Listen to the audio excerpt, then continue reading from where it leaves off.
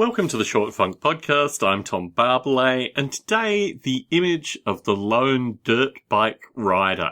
I was pumping gas over the weekend, as they say in this part of the world, and I looked up to the area that's normally filled by some annoying advertising of some description. When we lived in Las Vegas, it was almost always video advertising. There's not so much video advertising in San Jose, but what I saw was a picture of a lone dirt bike rider.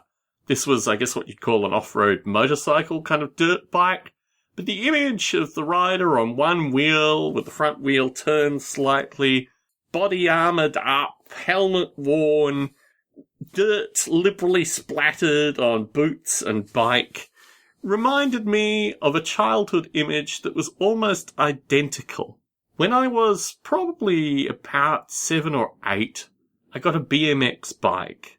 And although it took me an inordinately long time to learn how to ride that bike, when I eventually started riding the bike, the freedom that it gave me was just so overwhelming. I could go almost anywhere I wanted to go. I'd ride on the roads. I did have a large, plasticky, what they called stack hat in Australia, helmet. I wasn't looking totally radical like the dirt bike rider, but I was at least able to get as far away from my family home as possible. And that was really the purpose of said BMX bike. I learnt to ride the bike at the local university, the Australian National University, when in probably 10 years' time I went to university, was the area in which I learnt to ride my bike. And it had some advantages, lots of straight places, then some interesting curves, then some interesting grades and curves, and a variety of dirt paths and roads and uneven roads with rocks and various other things made it a really ideal location to learn to ride the bike.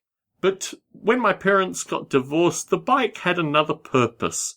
It enabled me to get on the bike and ride as far and as diverse tracks as I could possibly find, to avoid having to go on the legally stipulated weekends with my father and stepmother. And this bike actually facilitated so much escape and so much freedom that it was a central part of my life until eventually, I don't know how old I was, maybe 16, I bought a 10-speed bike, which looked considerably less like I was some street gang, more like I was some cyclist, and it wasn't a particularly big 10-speed bike, might I add. Looked a bit like a clown bike with me on it, but they didn't actually make proportioned bikes, or at least bikes that I could purchase for someone my size in Australia at the time. So I had this clown-like 10-speed bike for a number of years, but the BMX bike always struck me as a bike which more represented the kind of person I wanted to be.